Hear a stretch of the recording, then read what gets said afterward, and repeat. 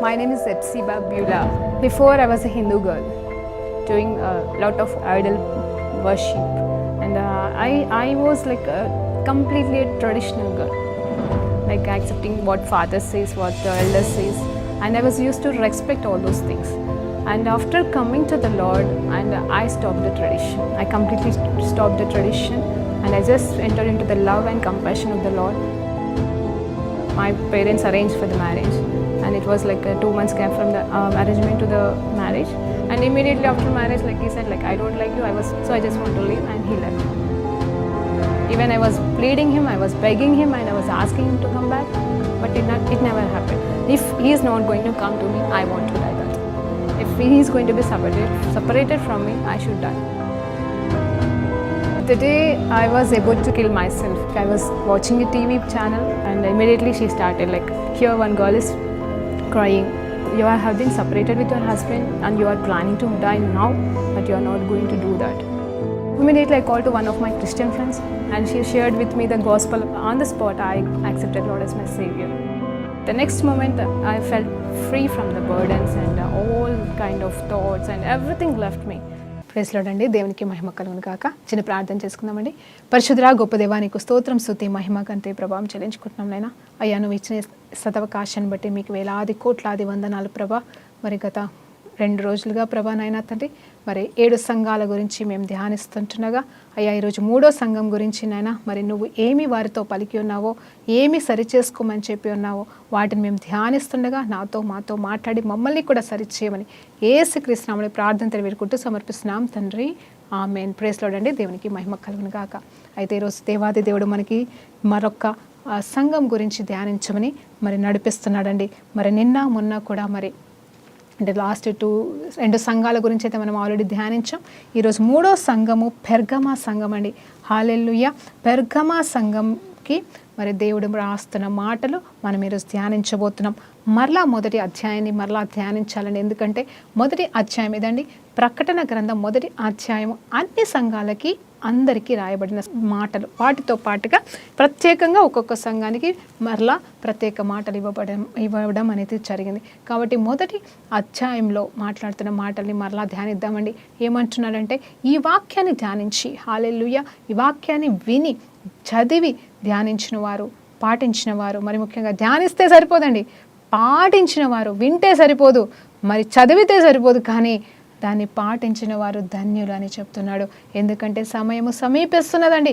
ఇక్కడ ఒక్కొక్క సంఘం గురించి రాస్తున్న మాటలు ఏంటంటే, మరి ఆ మాటల్ని మనం పాటించవలసిన వారుగా ఉన్నాం. ఆ మాటల్లో దేవుడు ఎవరికి బోధిస్తున్నాడో, ఎవరిని సరిచేస్తున్నాడో, ఎవరిని పొగుడుతున్నాడో, ఎవరికి ఏం మాట్లాడుతున్నాడో అవన్నీ మనం గ్రహించి మరి పాటించవలసిన వారుగా ఉన్నాము. దేవునికి మహిమ కలుగును గాక. అయితే ఇక్కడ మళ్ళీ అల్ఫయు ఒమేగా అయిన వాడనని చెప్తున్నాడు. తనగా అడ్రస్సింగ్ చేసుకుంటున్నాడు. ఎక్కడ అండి? మొదటి అధ్యాయంలో అన్ని సంఘాలకు చెప్తున్నాడు, నేను మృతుడనైతిని కానీ నేను సజీవంగా ఉన్నాను. మరలా చెప్తున్నాడు, పాతాళపు తాళపు చెవులు నా దినంలో ఉన్నాయి, మరణము నా చేతిలో ఉంది అంటున్నాడు. నేనే జీవం అంటున్నాడు, నేనే సత్యం అంటున్నాడు.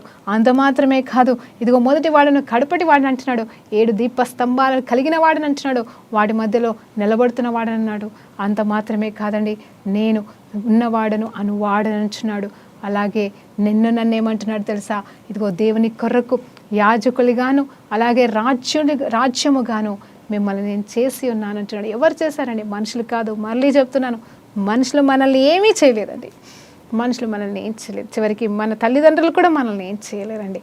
అంటే వాళ్ళు చేస్తారు, చేయడానికి ప్రయాసపడతారు, కానీ చేపించేది అంతా కూడా మరి దేవుడే అని మరి జ్ఞాపకం చేస్తున్నాను. హల్లెలూయా. దేవునికి మహిమ కలుగును గాక. మన పట్ల ఉన్న ప్రణాళికలను దేవుడు మరి స్థిరపరచాలని మరి మనము కూడా కోరుకుందాము. తల్లిదండ్రులు అయితే కలలు మాత్రమే కంటారు, వారి కోసం ప్రయాసపడతారు, కానీ దేవుని ఆజ్ఞ లేకుండా మనం ఏమీ కాలేము. అలా అని చెప్పేసి దేవుడు చెడుతనానికి మనల్ని అప్పచెప్పడు. చెడుగాను వెళ్తే, చెడుగాని పిల్లలు వెళ్తే దానికి కారణం దేవుడని నిందించకండమ్మా. అది ఏంటంటే వాళ్ళు వినకపోవడమే, వాళ్ళు పట్టించుకోకపోవడమే, లేకపోతే తల్లిదండ్రులైన మీరు వారిని సరిగా పెంచకపోవడమే కారణమవుతుంది. అంతేకాని దేవుడు కారణం కాదు. అలాగే వారి మంచితనానికి కూడా 100% దేవుడే కారణమని నన్ను వారు దేవునికి లోబడుతున్నారు కాబట్టి, మరి మీరు దేవుని ప్రకారంగా వారిని పెంచుతున్నారు కాబట్టి దాన్ని బట్టి కూడా వారికి మంచి జీవితం ఉంటుంది. అన్నిటికీ మూలమైతే దేవుడే, అన్నిటినీ మార్చగల శక్తి గల దేవుడు మనకున్నాడు. అయితే ఈ 3వ సంఘాన్ని ఒకసారి చదువుదామండి. అంటే సంఘ పత్రిక చదువుదాము. ప్రకటన గ్రంథం 2వ అధ్యాయం 12వ వచనం నుండి.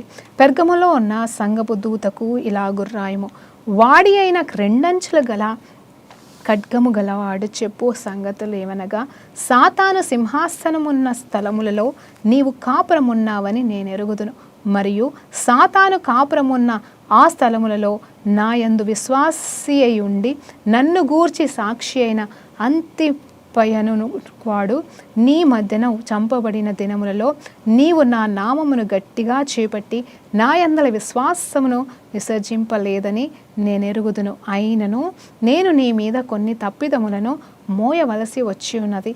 అవేవనగా విగ్రహములకు బలి ఇచ్చిన వాటిని తినునట్లు జారత్వమును చేయునట్లును ఇశ్రాయేలులు ఉరి యొడ్డుమని బాలాకునకు నేర్పిన బిలాము బోధను అనుసరించువారు నీలో ఉన్నారు. అట్టువలనే నికోలాయితుల బోధ అనుసరించువారును నీలో ఉన్నారు. కావున మారు మనస్సు పొందుడి, లేని ఎడల నేను నీ యొద్దకి త్వరగా వచ్చి నా నోట నుండి వచ్చు ఖడ్గము చేత వీరితో యుద్ధము చేసెదను. సంగములతో ఆత్మ చెప్పుచున్న మాట చెవి గలవాడు వినుగాక. జయించువానికి మరుగై ఉన్న మన్నాను భుజింపనెత్తును, మరియు అతనికి తెల్ల రాతినిస్తును. ఆ రాతి మీద చెక్కబడిన యొక్క క్రొత్త పేరుండును.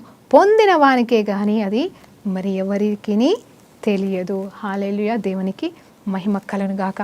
మరి 12 నుండి మరి 17 వచనాలు, అంటే మళ్ళీ 6 వచనాలు మాత్రమే ధ్యానించుకున్నాం. అంటే ఈ 6 వచనాలు ఉన్నాయండి ఈ పెర్గమా సంఘానికి దేవుడు రాసిన మాటలు. అవి ఏ రీతిగా ఉన్నాయంటే, మొదటగా మరి తను ఏం చెప్తున్నాడు, తన గురించి తన అడ్రస్సింగ్ అండి. ఆల్రెడీ అందరికీ చెప్తున్న మాటలు ధ్యానించాం ఇప్పటిదాకా. ఇక్కడ ఏంటంటే ఆయన ఏమని ప్రత్యేకంగా తనకి తను చెప్పుకుంటున్నాడంటే, నేను 2 అంచుల ఖడ్గము గలవాడనని చెప్తున్నాడు. అంటే నేను 2 అంచుల ఖడ్గము, వాక్యం అనే 2 అంచుల ఖడ్గము కలిగిన నేను మీతో చెప్తున్న మాటలు ఏవనగా, సాతాను సింహాసనమునున్న స్థలంలో నీవు కాపురమున్నావని నేను ఎరుగుదును, మరియు సాతాను కాపురం ఉన్న చోట మరి అలాంటి స్థలములో నీవున్నావు, అయినా కూడా విశ్వాసివై బ్రతుకుతున్నావంట. సాతాను నిలబడుతున్న చోట, సాతాను సంబంధులు జీవిస్తున్న చోట. ఇక్కడ మరలా చెప్తున్నానండి మీతో, ఇక్కడ ఒక సంఘం అంటే ఎవరో కాదు, మరలా నువ్వు నేనే. నీకు నాకు దేవుడు మాట్లాడుతున్న మాట, నిన్ను నన్ను దేవుడు హెచ్చరిస్తున్న మాట, నీకు నాకు దేవుడు ధైర్యం చెప్తున్న మాట. అయితే మరలా చెప్తున్నాను, 7 సంఘాలలో కొన్ని సంఘాలని దేవుడు తిడుతున్నాడు, సరిచేస్తున్నాడు. కొన్ని సంఘాలకి దేవుడు ఓదార్పును ధైర్యంనిచ్చి ముందుకు సాగమంటున్నాడు. అలా మంచి సంఘాలు ఉన్నాయి, దీంట్లో చెడ్డ సంఘాలు ఉన్నాయి. కొన్నిట్లలో మంచి ఉంది, కొన్నిట్లలో చెడు ఉంది. దేవుడు చెప్తున్నాడు మార్చుకోమంటున్నాడు, మారు మనసు పొందుకోమంటున్నాడు. అయితే నిన్నటి దినం మనం ధ్యానించినట్టుగా స్మరణ సంఘానికి అయితే మారు మనసు పొందుకోండి అని అన్నాడు. అంటే ఏ తప్పు లేని సంఘం అటండి. హల్లెలూయా, దేవునికి మహిమ కలుగును గాక. 7 సంఘాలలో రాసిన లెటర్స్లలో మరి 2వ సంఘానికి మారు మనసు అక్కర్లేదా అంటే అది నాకు తెలియదండి, కానీ అక్కడైతే రాయబడలేదు. నిజంగా అలా మనం కూడా దేవుని చేత బలానా దాసుడా బలానా దాసురాలా అని చెప్పించుకునే దినము కోసం, అంటే పరలోకం ఆయన రాకడా మన పోకడ సమయం గురించి కాదు, కానీ ఇక్కడే అలాంటి జీవితం మనం కలిగి ఉండాలని దేవుని పేరిట కోరుకుంటున్నాను. అయితే ఈరోజు ఇక్కడ ఏమంటున్నాడంటే, మీరు సాతానికి సంబంధించిన గృహాలలోనే ఉన్నారేమో, అంటే విగ్రహారాధికుల మధ్యలో ఉన్నారేమో, మరి హింసకులు, మనుషులు, మృగము లాంటి వారు, మోసకులు లాంటి వారి మధ్యలో మీరు జీవించాల్సి వస్తుందేమో. అది నీ రక్త సంబంధికులే కావచ్చు, మీ యజమానులే, మీ కింద పనిచేస్తున్న వారే కావచ్చు. ఇలాంటి వారి మధ్యలో ఉన్నావో ఒక్కసారి నువ్వు జ్ఞాపకం చేసుకో. ఈ సమయంలో దేవుడు అంటున్నాడు, మరి నువ్వు భయంకరమైన మనుషుల మధ్యలో, సాతాను సంబంధం లాంటి మనుషుల మధ్యలో మరి నువ్వు ఉన్నావు, కానీ వారితో నువ్వు పాలుభాగస్తుడివి కాలేదు, పాలుభాగస్తురాలివి కావట్లేదు. కానీ నువ్వు విశ్వాసివై నమ్మకంగా ఉంటున్నావు. ఎవరికి? దేవుని విశ్వాసిగా, దేవునికి నమ్మకంగా. అలాంటి సందర్భాలలో ఉండి కూడా అలాంటి మనుషుల మధ్యలో, అలాంటి సాతానికి సంబంధించిన వారి మధ్యలో జీవిస్తూ కూడా నువ్వు నమ్మకంగా ఉంటున్నావు. నేను అది చూస్తున్నానని ఆనందిస్తున్నాడండి దేవాది దేవుడు. హల్లెలూయా, దేవునికి మహిమ కలుగును గాక.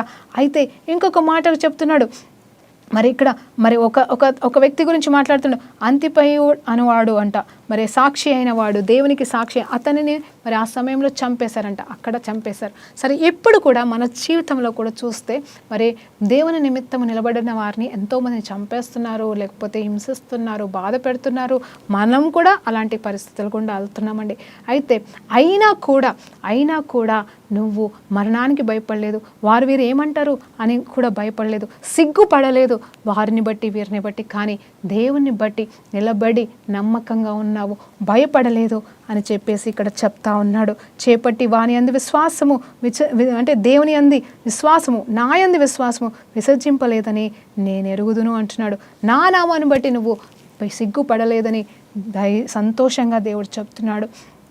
ఆ తర్వాత చూస్తే ఇంకొక మాట అండి, అయినను నేను నీ మీద కొన్ని తప్పిదములు మోయవలసి ఉన్నదంటే, ఇక్కడ చూడండి, అక్కడ పెర్గమ అనే సంఘంలో కొంతమంది బాగున్నారు, కొంతమంది బాగలేరు అని చెప్పేసి ఇక్కడ చెప్తున్నాడు. కానీ ఈరోజు నువ్వు ఒక సంఘానిగా నీతో చెప్తున్నాడు, ఓకే నువ్వు ఇట్లా ఉన్నావు, అయినా కూడా నీలో కొన్ని లోపాలు ఉన్నాయని దేవుడు చూపిస్తున్నాడు. దేవునికి మహిమ. ఒకవేళ అలాంటివి ఉంటే సరి చేసుకోండి దయచేసి. అయినను నేను నీ మీద కొన్ని తప్పుదములను మోపవలసి ఉన్నవి, అవి ఏమనగా విగ్రహములకు బలిచ్చిన వాటిని తినునట్లు, చూడండి, జారత్వము చేయునట్లును ఇజ్రాయేలులకు ఉరి ఒడ్డమని బాలాకునకు నేర్పిన బిలాము బోధ అనుసరించువారు నీలో కొందరు ఉన్నారంటున్నారు. నీలో ఉన్నారు, అలాగే నీలో కూడా అలా ఉందేమో చూసుకో. అంటే అక్కడ సంఘంలో కొంతమంది ఉన్నారని ఇక్కడ చెప్తున్నాడు, ఆ సంఘంలో ఉన్న వాళ్ళందరికీ రాశాడు కాబట్టి వాళ్ళని మార్చుకోమని చెప్తున్నాడు. ఇక్కడ నీలో ఏమన్నా ఉందేమో చూడండి. విగ్రహారాధనకి చూడండి, విగ్రహములకు బలి ఇచ్చిన వాటిని తినునట్లు ఒకటి, ఇంకొకటి జారత్వమును చేయునట్లు, మరి ఇజ్రాయేలుకు ఉరి ఒడ్డున మార్గము తయారీ చేసిన బాలాకు బోధ అంట. అంటే యాక్చువల్గా ఇవి వర్ణించాలంటే, అంటే వీటిని ఎక్స్ప్లెయిన్ చేయాలంటే, మొదటిగా విగ్రహములకి బలిచ్చినవి. అవునండి, చాలామంది విశ్వసిస్తారు, వాళ్ళ విశ్వాసం చాలా గొప్పది. ఎలా ఉంటారంటే, ప్రార్థన చేసుకొని తింటాం కదా, తప్పేం లేదని. నిజమే అండి, నేను కూడా ఒప్పుకుంటాను, నీ విశ్వాసం అంత గొప్పదైతే సంతోషం, అలాగే నువ్వు తిను. కానీ నా రోషం అంటే, నేను విగ్రహారాధికురాలుగా వచ్చి ఉన్నాను కాబట్టి నా రోషం ఏంటంటే, విగ్రహాలకి అర్పించినది నాకు ముట్టాలనిపించదండి. ఎందుకంటే అది దానివల్ల ఏదో వస్తుంది, శాపం వస్తుంది, పాపం వస్తుంది, ఏదో అవుతుంది నాకని కాదు. కానీ రోషం అండి, రోషం. అవి ఒట్టి బొమ్మలే కావచ్చు, వాటిలో జీవం లేకపోవచ్చు, అది ఒట్టిదే కావచ్చు, వాటి ముందర పెట్టినవన్నీ దేవుడిచ్చినే కావచ్చు. కానీ ఒకటి సత్యం గ్రహించాలంటే, ఆ క్రియ ఒకటి జరుగుతుంది కదా, మరి వాటికి సమర్పిస్తున్నాము అనే ఒక క్రియ జరుగుతుంది కాబట్టి దాన్ని బట్టి నాకు రోషం ఉంటుంది. కాబట్టి నేను వాటిని ముట్టకూడదు అంటాను, ముట్టను. కానీ పౌలు భక్తుడు చెప్తున్నాడు, ఒకవేళ నీ విశ్వాసం గొప్పదైన ఎలా మీకు అది వేరే విషయం. కానీ ఇక్కడ నేనేమంటున్నానంటే, అలా విగ్రహాలకి తెలిసి పెట్టిన దాన్ని మనం ముట్టకూడదు అని దేవుడు ఇక్కడ గద్దిస్తున్నాడు. దయచేసి మార్చుకోండి. ఈ రోజు నుండి ఏం తినకపోతే చచ్చిపోతామా? నేను అడుగుతున్నాను మిమ్మల్ని. ఒక్కరోజు తినకపోతే, ఒక్కరోజు ఆ ఆహారం ముట్టకపోతే ఏమవుతుందండి? మనకేం కాదు. కానీ ఒకవేళ దేవుడికి ఇది బాధ కలిగిస్తుందేమో, దేవునికి ఆయాసం కలుగుతుందేమో, దానివల్ల మనకేమన్నా ప్రాబ్లం వస్తుందేమో. కాబట్టి మనము రోషం కలిగి ఉందాము దేవుని కోసం. దేవునికి సంబంధించిందే మనం ఆస్వాదిద్దాము, దేవునికి సంబంధించిందే కోరుకుందాం. దేవుని నుండి కాని వాటిని, దేవునికి సంబంధించింది కాంది మనము ముట్టకూడదని మీకు జ్ఞాపకం చేస్తున్నాండి. అయితే ఇంకొకటి ఏంటంటే, మరి జారత్వము విషయంలో కూడా ఇక్కడ మాట్లాడుతుండే, అంటే ఎవరితో పోలుస్తున్నా అంటే బాలాకు విషయంలో జరిగిన సంఘటన ఏంటంటే, అక్కడ ఆ ప్రవక్త, ఆ దొంగ ప్రవక్తనే కావచ్చు, లేకపోతే దేవుని ప్రవక్తనే కావచ్చు, ఆ వ్యక్తి మరి సలహా ఇస్తాడు ఆ రాజుకి, ఇజ్రాయెల్ విషయంలో వీళ్ళ మీద నేను గెలవలేకపోతున్నాను కదా, ఏం చేయాలి అంటే, ఈ ప్రవక్త శపించడానికి ట్రై చేసినా కూడా అక్కడ ఏమవుతుందంటే దీవెన మాటలే వస్తున్నాయి. కాబట్టి ఏం చేద్దామని అక్కడ ఆ రాజు అడిగితే, ఆ రాజుకి ఈ ప్రవక్త సలహా ఏమిస్తాడు తెలుసా అండి? అయ్యా, ఇది అట్లా కాదులే కానీ ఒక పని చెయ్యండి, ఇజ్రాయెలైట్స్ అంతా, అంటే మనుషులు అండి, ఇజ్రాయెలైట్స్ అంటే మనుషులు, మనం బలహీనులు, వీళ్ళు ఏం చేస్తారు అంటే, వీళ్ళు మరి ఆడవాళ్ళకి బాగా లొంగిపోతారు. కాబట్టి మందమైన స్త్రీలను వీళ్ళకి పంపించి వీరిని విగ్రహారాధనలోకి నడిపించి వీరి చేత పాపం చేపిస్తే అప్పుడు దేవుడే, జాగ్రత్తగా వినండి, దేవుడే వీళ్ళని విడిచి వెళ్ళిపోతాడు. కాబట్టి అప్పుడు వీళ్ళ మీద మనము విజయం సాధించవచ్చని ఒక తప్పుడు సలహా, అంటే అది కరెక్ట్ సలహానే. మరి ఇజ్రాయెల్ మీద జయాన్ని సాధించాలి అంటే ఒక రాజు ఖచ్చితంగా ఇది జరగాలి, అంతేకాని వాళ్ళ ద్వారా పాపం చేయించాలి. చూడండి, పాపం చేయిస్తే దేవుడు పాపం ఉన్న చోట ఉండడు. కాబట్టి దేవుడు వాళ్ళని విడిచిపెడతాడు కాబట్టి చూడండి, ప్రవక్తకి తెలుసు కాబట్టి ఆ రాజుకు అలాంటి సలహా ఇచ్చాడు. అలా మన జీవితాలలో కూడా, మన లోకంలో ఇప్పుడు ప్రజెంట్ కూడా ఏం కాదు, దేవుడు క్షమిస్తాడు కదా అని చెప్పేసి మనం పాపం చేసుకుంటూ పోతే మాత్రం దేవుడు క్షమించడండి. సో అలాంటి బోధలు, తప్పు చేసినా పర్వాలేదు దేవుడు చూసుకుంటాడు అనే రాంగ్ బోధలు ఏమన్నా ఉన్నాయేమో ఇక్కడ, వాటిని మనం పాటించకూడదు. ఒకవేళ అలాంటిది నువ్వు నమ్మితే దయచేసి ఈ రోజు నుండి వాటిని విడిచిపెట్టు. జారత్వం అనేది దేవునికి అయిష్టమైన క్రియ. వ్యభిచారులు పరలోక రాజ్యాన్ని చేరుకోలేరు. అందుకే దేవుడు చెప్తున్నాడు, ఒక వ్యక్తికి ఒకరే అన్నట్టుకంటే మరి భార్యాభర్తలు అంటే ఒకే జంట, ఒక భర్త ఒక భార్య అంతే అండి. 2-3 కూడా ఉండకూడదు నిజం చెప్పాలంటే. కానీ ఏదేమైనా కానీ పవిత్రమైన బంధంలోనే మనం జీవించాలని దేవుడు జ్ఞాపకం చేస్తున్నాడు. మరి ఈరోజు జారత్వము అనే పాపంలోకి వెళ్ళి నువ్వు బయటకి రావాలని దేవుడు వేడుకుంటున్నాడు. విగ్రహాలకి అర్పించిన వాటిని ముట్టకూడదని ఇక్కడ దేవుడు మిమ్మల్ని గద్దిస్తున్నాడండి. మరలా నేను జ్ఞాపకం చేస్తున్నాను, అవి తినడం వల్ల ఏం రాకపోవచ్చు, తినకపోవడం వల్ల ఏం రాకపోవచ్చు, కానీ దేవుడికి మనము అభ్యంతరకరంగా మారుతున్నామేమో. జాగ్రత్త సుమి. రోషమొద్ద, నా దేవుడు మన దేవుడు అనే రోషం మనకి ఉండాలి కదండి. అలా మనం జీవిద్దాము. అందును బట్టి కూడా మనము సాక్షులమై బ్రతుకుతామని దేవుడు జ్ఞాపకం చేస్తున్నాడు. అయితే ఇక్కడ ఇంకొక మాట చెప్తున్నాడు. నెక్స్ట్ నికోయిలితుల బోధ గురించి కూడా మరి అది ఆ మాట మొదటి సంఘం ధ్యానించినప్పుడే చెప్పినాను. అది కూడా సేమ్ ఇదండి. పాపం చేయొచ్చు, పాపం చేసినా పర్లేదు, కృప ఉంది కదా, కృప కాలంలో ఉన్నాం కాబట్టి మనం పాపం చేసినా దేవుడు క్షమిస్తాడు, పరలోకానికి వెళ్తావు, నువ్వు రక్షించబడ్డావా, బాప్టిజం తీసుకున్నావా చాలు అనే రాంగ్ బోధ మరి అది కూడా మనము పట్టించుకోవడానికి వీల్లేదు, నమ్మడానికి లేదు. పాపం చేసిన వాడికి జీతం నరకమేనండి. కానీ మన పాపానికి దేవుడు వెల చెల్లించాడు. ఆ వెలని మనము వెల చెల్లించినంత మాత్రాన మనకి విమోచన రాదండి. మనం నమ్మి విశ్వసించి ఆ పాపాన్ని విడిచిపెడితేనే మనకి విడుదల, విమోచన ఉంటుందని జ్ఞాపకం చేస్తున్నాను. దేవునికి మహిమ కలుగును గాక. కావున ఏమంటున్నా అంటే, మీలో ఉన్నారు కాబట్టి నీలో అలా ఉందేమో ఈరోజు.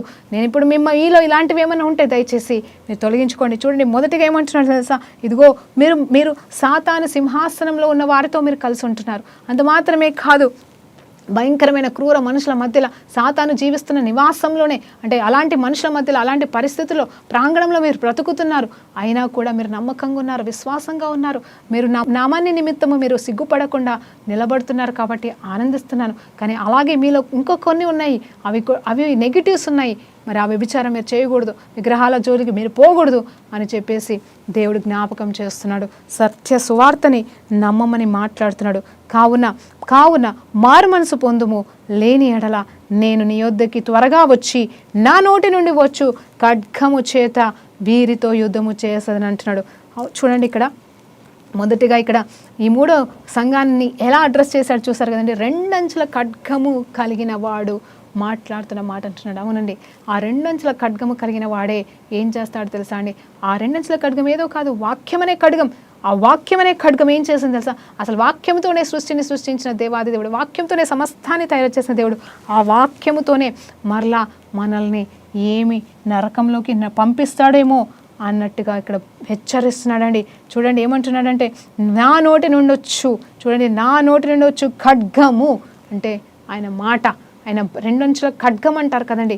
ఆయన ఖడ్గము 2 అంచుల ఖడ్గం అంటే ఇటు 2 వైపులా, ఇటు ప్లస్ మైనస్ అని కాదు, కానీ సత్యము అసత్యం అని కాదు, కానీ మరి ఎలా ఉంటుంది తెలుసా అండి.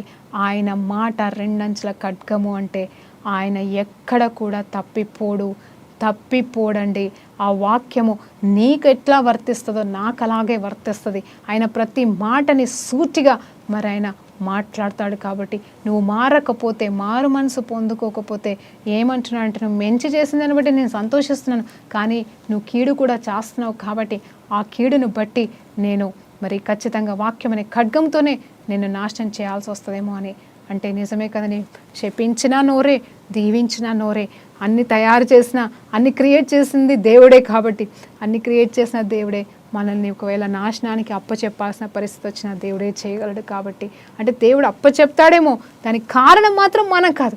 అంటే అప్పచెప్పేవాడు దేవుడు అవుతాడేమో, కానీ ఒకవేళ మన పాప రోత జీవితాన్ని బట్టి, కానీ కారణం మాత్రం నువ్వు నేనే అవుతాం. సుమా జాగ్రత్త, ఆలోచన చేసుకోండి. కాబట్టి దేవుడు ఏమంటున్నాడు, ఆ 2 అంచుల ఖడ్గము కలిగిన వాడు ఏమంటున్నాడంటే, ఖడ్గము చేత నేను మీతో యుద్ధము చేస్తానంటున్నాడు. చూడండి, మీతో మాట్లాడిన ఆయనని సహించగలమండి? ఆయన ఉగ్రతను సహించగలమా? ఆయన నోటి నుండి వచ్చే శాపపు మాటలు మనం జీవింపగలమా? మోసెస్ విషయంలో ఒకసారి ఆలోచించేద్దామండి. మోసెస్తో దేవుడు ఏం మాట్లాడాడు? ఒక టైంలో ఇజ్రాయెలైట్స్ వినరు, వీళ్ళు వినట్లేదు, వీళ్ళు మారరు. ఇంకా మోసెస్ నువ్వు తప్పుకో, నా వల్ల కాదన్నాడు. నిజంగా చెప్పాలంటే నోవా కాలంలో దేవుడు నోవాని మాత్రమే కాపాడిన దేవుడు, ఆ కుటుంబాన్ని మాత్రమే కాపాడిన దేవుడు. ఇజ్రాయెల్ కాలంలో ఎందుకు మోసెస్ని మాత్రమే కాపాడి బ్రతికించి ఎందుకు చేయలేదంటే, నోవా కాలంలో ఆయన తన చేతులతో తయారు చేసిన బిడ్డల్ని నాశనం చేసిన తర్వాత తను పశ్చాత్తాపపడి ఒక మాట తీసుకున్నాడండి. ఎక్కడ తెలుసా? ఎవరితో తెలుసా? నోవాతో నిబంధన చేసుకున్నాడు. నోవా ఎవరు? ఆయన ఎవరండి? ఆయన దేవుని కృప పొందుకున్నవాడంట. మరి యథార్థవంతుడని వాక్యం చెప్తుంది. ఆ యథార్థవంతుడు ఎదుట మరి తను నిలబడ్డాడు. అందును బట్టి సంతోషం. అయితే తన కుటుంబాన్ని తనని కాపాడుకున్న తర్వాత దేవాది దేవుడు ఏం చెప్తున్నాడంటే, నేను నీతో నిబంధన చేస్తున్నాను, ఇంకా నీ ద్వారానే కదా సంతానం కలుగుతుంది, కాబట్టి ఇప్పుడు నీతోనే నిబంధన చేస్తున్నానయ్యా. ఏంటంటే ఈ లోకాన్ని నేను నాశనం చెయ్యను, నాశనం చేసే పరిస్థితి రానివ్వకుండా ఈ ప్రజలు ఉండేలాగా కోరుకోవాలండి. మనం దేవుడు నాశనం చేస్తాననలేదు, కానీ మనకి ఆ మోసెస్ కాలంలో కూడా అందుకోసమే కోపం వస్తుంది. నిజమే, కోపం వస్తుంది. నోవా కాలంలో వచ్చినట్టుగా దేవునికి కోపం, ఉగ్రత వస్తుంది. కానీ మోసెస్ అడ్డుగా నిలబడిపోయాడు. అయ్యా అట్లా వద్దయ్యా, అట్లా వద్దయ్యా అని. మరి ఇప్పుడు నేను చెప్తున్నాను, అప్పుడు దేవాది దేవుని ఉగ్రత నుండి కాపాడడానికి నిజం చెప్పాలంటే మోసెస్ అడ్డుగా ఉన్నాడేమో. ఉండి ఈ ఒక్కసారి క్షమించేసయ్యా, నీ బిడ్డలయ్యా అని అన్నప్పుడు మోసెస్ మాటను బట్టి క్వైట్ అయిపోయిన దేవాది దేవుడు ఈరోజు ఈ లోకంలో ఉన్న ప్రతి ఒక్కరి పాపాలు మరి లెక్కించబడుతున్నాయి. కానీ ఆల్రెడీ కల్వరి శిలువ పైన యేసు ప్రభు చేసిన త్యాగం ద్వారా ఆల్రెడీ కొట్టివేయబడ్డాయండి. దేవునికి మహిమ కలుగును గాక. నేనేమంటున్నానంటే, ఈరోజు మనము మారు మనసు పొందుకోవడం అంటే మొదటిగా మనం చేయవలసింది క్రీస్తుని మన హృదయాల్లో అంగీకరించాలండి.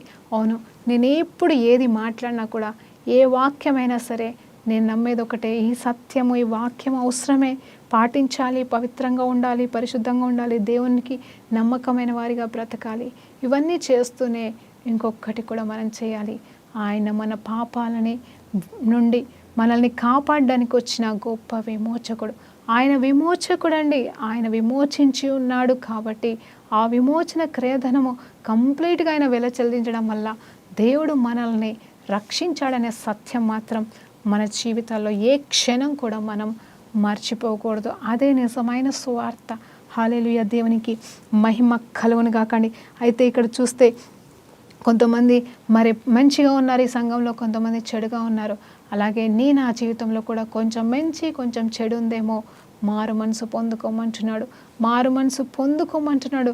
ఏ ఖడ్గంతో మనలతో యుద్ధం చేస్తాడో, ఒకవేళ మనం మారకపోతే దేవుడు అదే వాక్యం అనే ఖడ్గంతో మనల్ని దీవించి ఆశీర్వదించి ఫలింపచేసి మనల్ని ఉన్నత స్థితికి కూడా తీసుకెళ్ళగలడు. అదే రెండంచుల ఖడ్గమండి. హల్లెలూయా. అదే వాక్యముతో మనల్ని దీవించగలడు, అదే వాక్యంతో మనల్ని గద్దించగలడు, అదే వాక్యంతో. అవునండి, ఆయన వెల చెల్లించాడండి. నిజం చెప్పాలంటే అందుకోసమే రెండు వైపులు పాపం ఉంది, కానీ పాపానికి జీతం నరకమే, అది వాక్యమే. కానీ ఇదిగో నేను వెల చెల్లించి ఉన్నాను. కానీ ఈ రెండింటికి మధ్యలో ఒకటి ఉంది, సిలువ కార్యము. ఆ కార్యము జరిగినంత మాత్రాన నీకు నాకు విమోచన లేదు, కానీ ఆ కార్యము నా కోసం దేవుడు చేశాడని నమ్ముట వలన కూడా కాదు, కానీ నమ్మి ఆ పాపముల నుండి బయటకు వస్తేనే, విడిచిపెడితేనే నీకు ఆ విమోచన కార్యం అనేది నీ అంతరంగంలో, నీ జీవితంలో సఫలీకృతం అవుతుందండి. అది మనం తెలుసుకోవాలి. ఈరోజు ఈ మధ్యాహ్న కాల సమయంలో మనము ఎన్నిసార్లు పడిపోయామా? నీతిమంతుడు 7 మార్లు పడిపోయినను తిరిగి లేస్తాడంట. మరి దేవుడేమి? నేను ఆలోచన చేద్దాము ఒకసారి మాటని. ఎన్నిసార్లు పడిపోవాలండి? 7 సార్లనా, 8 సార్లనా, 1,00,000 సార్లనా, 10 సార్లనా? ఒక మాట అంటానండి, దేవుడు ఒక దానికి నెంబరింగ్ ఇస్తున్నాడంటే ఖచ్చితంగా దాని వెనకాల ఒక కారణం ఉంటుంది. మనం ఆలోచించాలి. ఎందుకంటే ప్రతి దాని వెనకాల ఒక కారణం లేకుండా దేవుడు ఏది మాట్లాడండి. దాని వెనకాల ఒక సత్యం. అది మనకు అర్థం అవ్వచ్చు, అర్థం కాకపోవచ్చు. అర్థం చేసుకున్నా మంచిదే, చేసుకోకపోయినా మంచిదే. దానివల్ల ఏమీ కాదండి. కానీ గుర్తుంచుకోండి, దేవుడు ఎవరినైనా క్షమించాలి అంటే ఎన్నిసార్లు క్షమించాలి ప్రభా అంటే లెక్కలేనన్నిసార్లు క్షమించమంటున్నాడు. ఎవరిని క్షమించమని అడిగిన వారినంట. అలాగే దేవుడు ఇంకో మాట అంటున్నాడు, నేను మిమ్మల్ని క్షమించాను కదా, ఆ రీతిగానే అందరినీ క్షమించండి అని కూడా అంటున్నాడు. ఎన్నిసార్లు అంటే లెక్కలేని ఎన్నిసార్లు, ప్రతిరోజు ఎన్నిసార్లు అదే మన జీవితమే, మన ఊపిరే, మన శ్వాస ప్రేమ క్షమించడం, అదే క్రైస్తవ జీవితం. అయితే ఇక్కడ ఏంటంటే నీతిమంతులు 7 మార్లు పడినను తిరిగి లేచెదరు. హల్లెలూయా.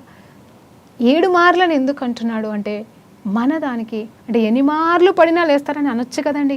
ఎన్నిసార్లైనా క్షమించమని చెప్పిన దేవుడు 7 మార్లని ఎందుకు ఒక నెంబర్ పెట్టాడంటే 7 సార్లు పడ్డావా బిడ్డ, 8వ ఇంకా పడకు బిడ్డ అని చెప్తున్నాడు. అంటే దేవుడు 8వసారి పడితే నీకు ఛాన్స్ ఇవ్వడానికి కాదండి, కానీ అంతకు మించి ఇంకా నీతిమంతుడు పడిపోకూడదని దేవుడు ఆశపడుతున్నాడేమో. హల్లెలూయా, దేవునికి మహిమ కలుగును గాక. నీతిమంతుడు అన్నిసార్ల కంటే ఎక్కువసార్లు పడిపోకూడదేమో. ఎందుకంటే ఆయన ప్రేమ ప్రతిసారి ఒక్కటి చెప్తానండి, పడిపోయినప్పుడు ఎలా ఉంటామో కానీ పడిపోయి లేసినప్పుడు ఆయన ప్రేమను పొందుకొని లేస్తామండి. 2వసారి పడిపోయి లేసినా కూడా ఆయన ప్రేమనే పొందుకుంటాం. ఒక మాట గుర్తొస్తుంది, ఈమె విస్తారమైన పాపములో ఈమె చేస్తున్న ఈ విస్తారమైన ప్రేమ ద్వారా క్షమించబడింది అంటుందంటే అధికంగా ఈమె క్షమించబడింది. ఎందుకంటే ఈమె అధికంగా ఇప్పుడు నన్ను ప్రేమిస్తుంది అంటున్నాడు. సో ప్రేమని క్షమాపణని 2 కలిపేశాడండి అక్కడ దేవుడు. అలాగే పడిపోయే విషయంలో కూడా మనం పడిపోకూడదు. ఇంకా ఎట్లా పడిపోమంటే దేవుని ప్రేమిస్తూ ఉంటే, అంటే మనం ప్రతిసారి లేస్తే దేవుని ప్రేమని ఇంకా రుచి చూస్తాం. ఆ ప్రేమ పెరుగుతా ఉంటే ఆయన స్వరూపంలోకి వచ్చేస్తూ ఉంటాం. ఇంకా ఆయన ప్రేమను ఆస్వాదిస్తూ ఉంటే ఇంకా పాపం అనేది మనం చేయం. కాబట్టి నీతిమంతులకి ఒక బార్డర్ పెట్టేశాడేమో, 7 సార్ల కంటే నువ్వు ఎక్కువ పడిపోవడానికి లేదని చెప్పేసి అది మాట చెప్పకనే చెప్తున్నాడు. 7 సార్ల కంటే ఎక్కువ పడిపోయావా అయినా సరే క్షమిస్తాడు, కానీ ఆ నెంబర్ని మీరు దాటిపోకూడదు. హల్లెలూయా, దేవునికి మహిమ కలుగును గాక. అలాగే ఆత్మ చెప్తున్న మాటలు, మరి ఇక్కడ చెప్తున్న మాట ఏంటంటే చెవి కలిగిన వారు వినును గాక అంటున్నాడు. అయితే ఇక్కడ జయించిన వారికి, సో అంత మాత్రమే కాదు, జయించిన వారికి మరుగైన మన్నాను ఇస్తున్నట్టు చూడండి. వాక్యమే అక్కడ, వాక్యం జీవింపచేసే వాక్యం, మనల్ని సరిచేసే వాక్యం, మనల్ని నడిపించే వాక్యం. హల్లెలూయా, ఆ వాక్యాన్ని, ఆ సత్యాన్ని మన అంతరంగంలో ఇంకా ఇచ్చి మనల్ని ప్రేమించి నడిపిస్తాడంట. అంత మాత్రమే కాదు, ఇదిగో మనకి తెల్ల రాతి పైన మన పేర్లు చెక్కుతాడంట. హల్లెలూయా, రాతి మీద చెక్కబడింది ఒక కొత్త పేరు మనకిస్తాడంట. అది ఎవరికి తెలియదంట. చూడండి, ఎవరికి తెలియకపోతే మంచిది. మనం ఆశీర్వదించబడితే, మనం గొప్ప అయిపోతే ఎవరికైనా తెలిస్తే కుళ్ళులు కుతంత్రాలు వచ్చి మనల్ని ఏదో చేయాలని చూస్తారు. అదే మనకి దేవుడు గొప్ప పేరేస్తే ఇంకా వాళ్ళు ఇంకేమేమో చేస్తారు. అంటే మనుషులే కావచ్చు, సాతానే కావచ్చు. అది ఎవరికి తెలియలేదు అనుకో, మనకి మాత్రం తెలిస్తే సరిపోదా అండి. దేవునికి మహిమ కలుగునాక. నా గొప్పతనం ఏంటో, నేనేంటో, నా పరిస్థితి ఏంటో, నేను మంచిదానో చెడ్డదానో, లేకపోతే నేను హెచ్చించబడ్డానో తగ్గించబడ్డానో, నా దేవుడికి నాకు తెలిస్తే సరిపోతుంది కదండి. నిజంగా ఇది నిజమైన ఆశీర్వాదం కాదా? మళ్ళీ నలుగురికి తెలిసి, నలుగురు ద్వారా ఈడ్చింపబడి, లేకపోతే ద్వేషింపబడి, ఇంకేదో చేయబడి అవసరమా అండి? శారీరక పోరాటాలు, లోక పోరాటాలు, ఈ కాంపిటీషన్స్ అవసరం లేదు. కానీ దేవుడు ఏమంటున్నాడు ఇక్కడ తెలుసా? ఎవరికి తెలియని పేరు నీకు ఇస్తాను, అది నిజంగా మంచిది, పెడతాను అంటున్నాడు. ఈ లోకంలో పెడతాడా, పరలోకంకి వెళ్ళడానికి ఇస్తాడో తెలియదు, కానీ ఆయన పెడతాడు. అదైతే మనకి తెలుస్తుంది. అందుని బట్టి దేవునికి స్తోత్రం కలుగును గాక. ఈ రీతిగా ఈ 3వ సంఘం గురించి మనం ఈరోజు నేర్చుకుని ఉంటుండగా దేవుడు మన వినికిడిలో ఇవన్నీ కూడా మరి ఆశీర్వాదకరంగా మార్చబడిన గాక. మార్చుకుందాం. ఆత్మ చెప్తున్న సంగతులు చెవి కలిగిన వాడు వినుగాక. దేవుని చిత్తం అయితే చెవుల గురించి రేపటి సంఘం విషయంలో మనం ధ్యానిద్దామండి. ప్రార్థన చేసుకుందాం. పరిశుద్ధ గొప్ప దేవానికి స్తోత్రం అయ్యా. ఈ 3వ సంఘం గురించి మేము ధ్యానించి ఉంటుండగా నాయన మా కళ్ళు తెరిపించి మాతో మాట్లాడినందుకు మీకు వేలాది కోట్లాది వందనాలు ప్రభా. నీ వాక్యం ఎంత గొప్పదో ఈరోజు మరలా మాకు నేర్పించినందుకు మీకే సమస్త మహిమ ఘనత ప్రభావాలు చెల్లిస్తున్నాం తండ్రి. ఆమేన్, ఆమేన్, ఆమేన్.